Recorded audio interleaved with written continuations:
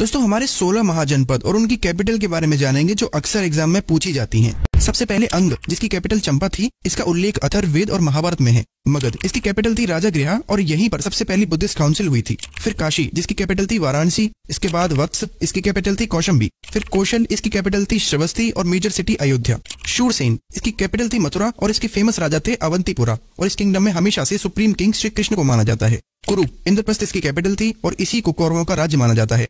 मत्स्य kingdom, जिसकी capital थी विराटनगर और इसके फाउंडर थे किंग विराट। अवंती, जिसकी राजधानी उज्जैन हुआ करती थी। फिर गांधार, जिसकी कैपिटल तक्षशिला थी और यहीं पर दुनिया की सबसे पहली यूनिवर्सिटी तक्षशिला यूनिवर्सिटी थी।